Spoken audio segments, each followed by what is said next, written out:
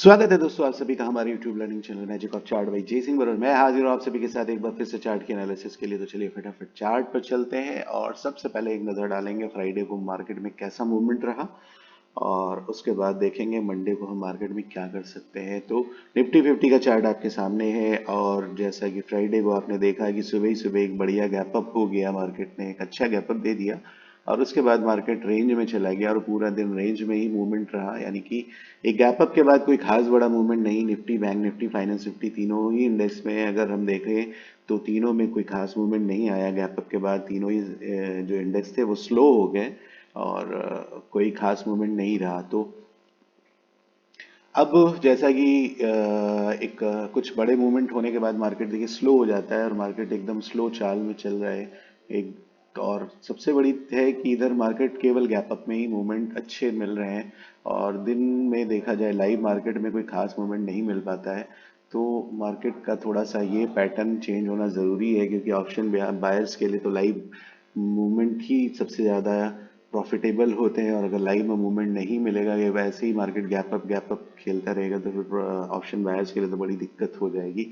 तो फिलहाल मार्केट है, पैटर्न चेंज करता रहता है, ये पैटर्न भी चेंज होगा। तो फिलहाल मार्केट में थोड़ा सा संभल कर ट्रेड करना बहुत ज़रूरी है। अगर मार्केट रेंज में जाता है या मार्केट स्लो होता है तो उस जगह पे हमें थोड़ा अवॉइड करना चाहिए ट्रेड को। तो चलिए फटाफट चलते हैं निफ्टी 50 के चार्ट पर और देख निफ्टी 50 के चार्ट पर और देखते हैं क्या हो सकता है वनडे के मार्केट में। वनडे का चार्ट आपके सामने सबसे पहले देखिए, हम आएंगे वनडे के चार्ट पर और जो हमने पैटर्न को एक पकड़ के रखा है कि फ्लैग एंड पोल का पैटर्न जो चल रहा है उस फ्लैग एंड पोल के पैटर्न का ब्रेकडाउन नहीं मिला है अभी और ना ही हम इस पैटर्न के बाहर निकले हैं अपसाइड में। वेडनेसडे को एक मूवमेंट आया बट कैंडल उतनी मजबूत नहीं थी। अगर आप पहले वाले फ्लैग एंड पोल को देखें, देखिए यहाँ पे जो ब्रेकडाउन आया एक बड़ी कैंडल से आया बट यहाँ जो ब्रेकडाउन आया छोटी कैंडल से था।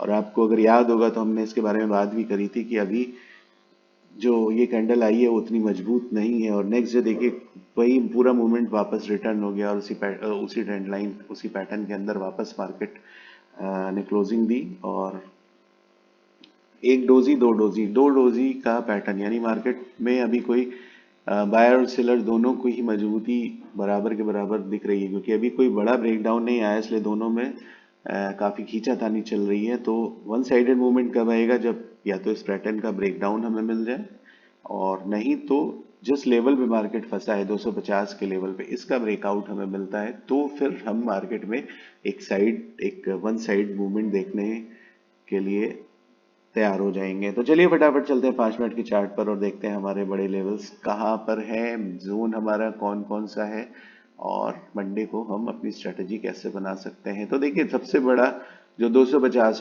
250 का लेवल जो पहले भी मार्केट में काफी इंपॉर्टेंट सपोर्ट का काम कर रहा था, अभी रेजिस्टेंस का काम कर रहा है।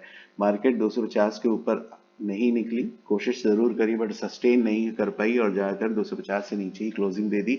तो जब तक हम मार्केट में 250 के ऊपर सस्टेन नहीं करेंगे हम बाइंग साइड में कोई अच्छी पोजीशन नहीं बना सकते। तो मंडे को हमारा जो ब्रेकआउट लेवल होगा वो 250 से 270, 250 के ऊपर मार्केट सस्टेन करती है और 270 76 का लेवल ब्रेकआउट में देती है तो फिर अपसाइड के टारगेट 348 440 तक के हम देख सकते हैं। पहला टारगेट 348 तक का होगा, यानी कि 348 का होने का मतलब ये नहीं कि मार्केट सिंगल कैंडल में ऊपर चली जाएगी, मतलब यहाँ तक मार्केट जा सकती है और 250 का लेवल अगर कटेगा, मार्केट ऊपर सस्टेन करेगी तो बहुत सारी पोजीशन घटेंगी क्योंकि बहुत इंपॉर्टेंट लेवल है।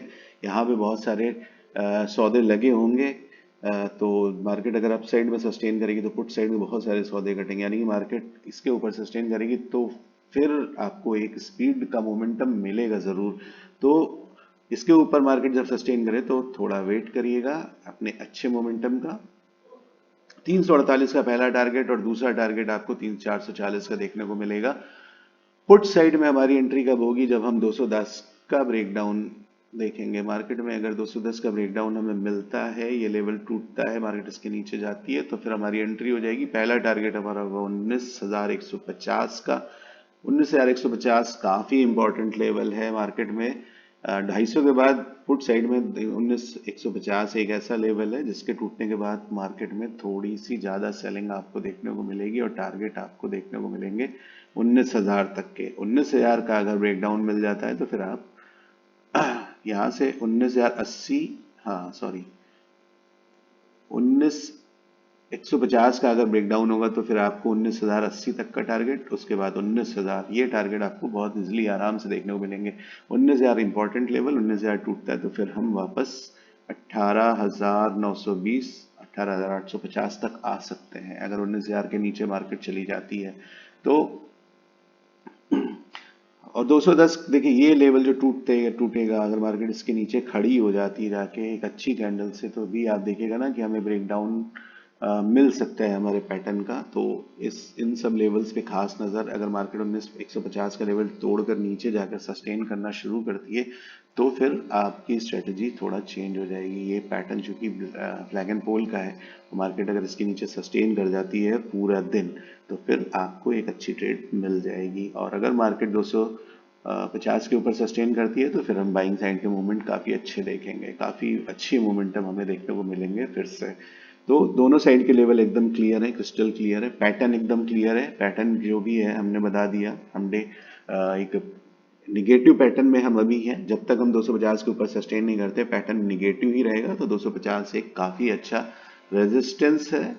और पुट साइड में आप 19,150 और 19,000 का लेवल, सॉरी ये 19,000 का लेवल, 19,150 का लेवल, ये दो लेवल काफ़ी इंपॉर्टेंट लेवल है निफ्टी में। तो सारे लेवल्स को ड्रॉ कर लीजिए, अपने टारगेट्स को ड्रॉ कर लीजिए और चलिए फटाफट चलते हैं मैं बैंक निफ्टी के चार्ट पर। बैंक निफ्टी में क्या मूवमेंट, देखिए बैंक निफ्टी में भी पैटर्न वही है।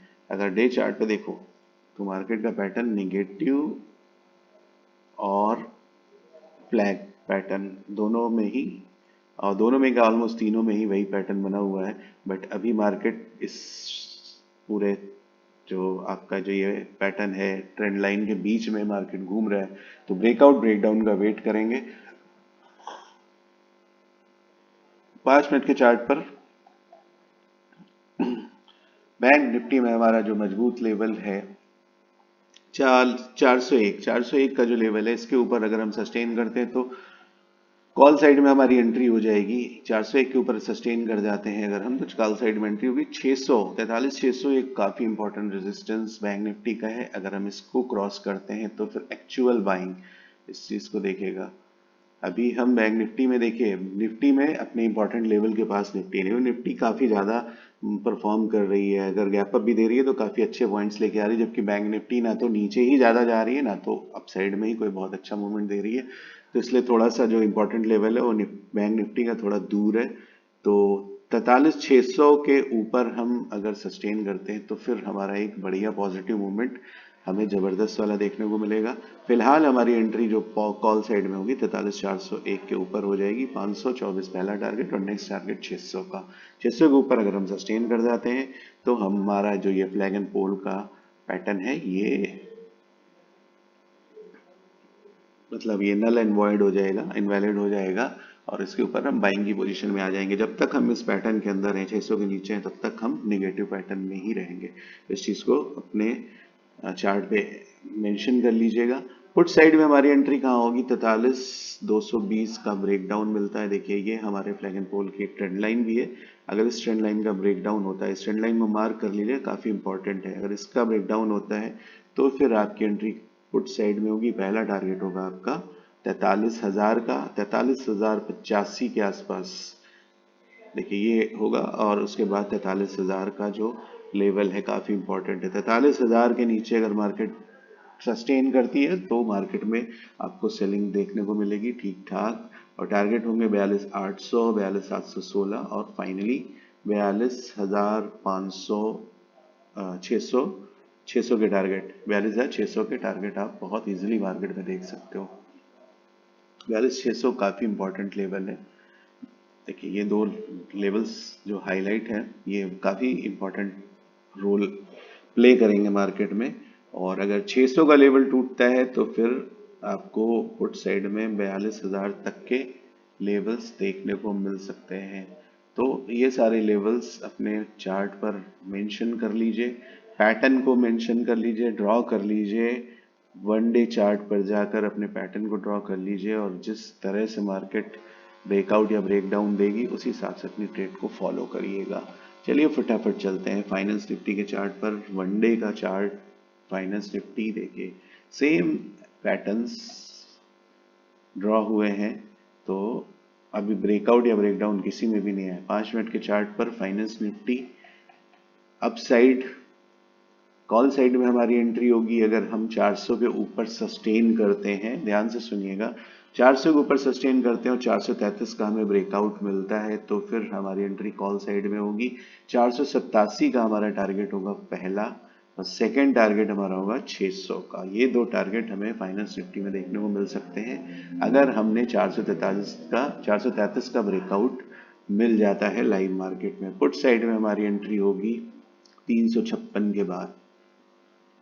देखिए, जब तक हम इस लेवल के ऊपर नहीं निकलते, तीनों इंडेक्स में आप देख लीजिए, एक सेकंड के लिए ब्रेक कर रहा हूं, 253 के ऊपर हम नहीं निकलना, इसका मतलब हम निगेटिव है। ठीक है, बैंक निफ्टी में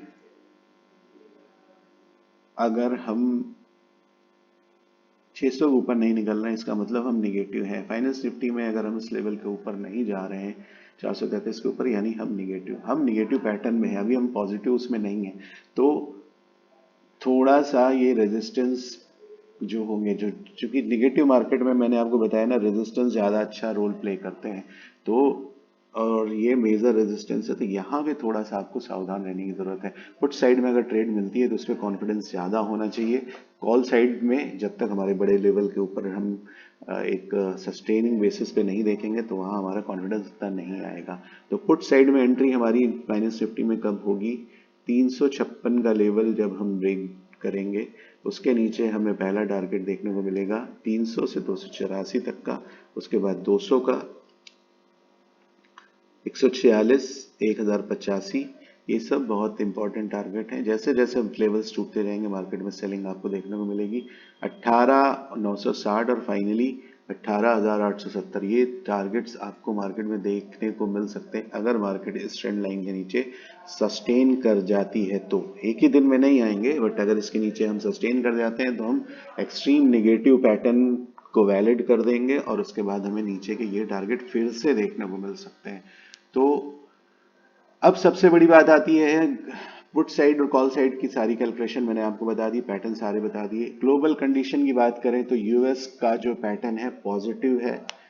फ्राइडे को मार्केट जो यूएस की क्लोज हुई है वो पॉजिटिव क्लोज हुई है, यानी कि मार्केट में गैप अप हो सकता है, लेकिन उसके लिए आपको सुबह सुबह फ्यूचर को फॉलो करना पड़ेगा।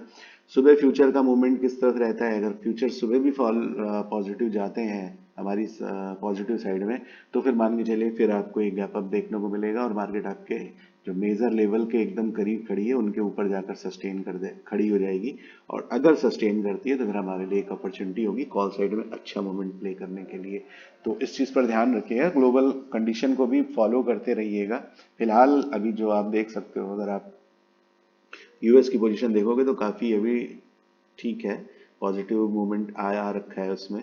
तो मंडे की सुबह हम यूएस को देखेंगे, अगर यूएस मंडे को भी पॉजिटिव रहते हैं तो फिर ग्लोबल कंडीशन के हिसाब से हमें गैप अप मिलना चाहिए, यानी कि हमारी ट्रेड पॉजिटिव साइड में जानी चाहिए। बाकी फॉलो करते रहिए अपने सारे कंपोनेंट्स को। देखिए, बहुत सारे कंपोनेंट्स होते हैं, मैंने आपको बताया ना कि हर बहुत सारे कंपोनेंट मिलकर फिर उसके बाद जो चार्ट लर्निंग करते हैं हम, चार्ट प्राइस एक्शन को देखते हैं, हर चीज को जब देखते हैं तब सबको जब मिक्स करते हैं, सबसे जब एक पॉजिटिव हमें रिजल्ट मिलने आते हैं तो हम अपनी ट्रेड को बढ़िया ट्रेड कॉन्फिडेंट रूप से प्ले करते हैं। तो सारी चीजों को ढंग से देखिए और ऑब्जर्व करिए, उसको एनालाइज करिए, तब आपको रिजल्ट काफी अच्छे मिलेंगे। तो दोस्तों, सारी कैलकुलेशन, सारी चार्ट की कैलकुलेशन मैंने आपको करके बता दी है। तो मंडे को मार्केट में क्या हो सकता है उसके बारे में हर एक चीज क्रिस्टल क्लियर है। तो अपने लेवल्स आप ड्रॉ कर लीजिए और मंडे की जो ट्रेड होगी उसी हिसाब से प्लान करिएगा। और कल मुलाकात होगी आपसे, कल शाम को फिर से मुलाकात होगी। तब तक के लिए आप सभी को बहुत बहुत शुभकामनाएं। नमस्कार।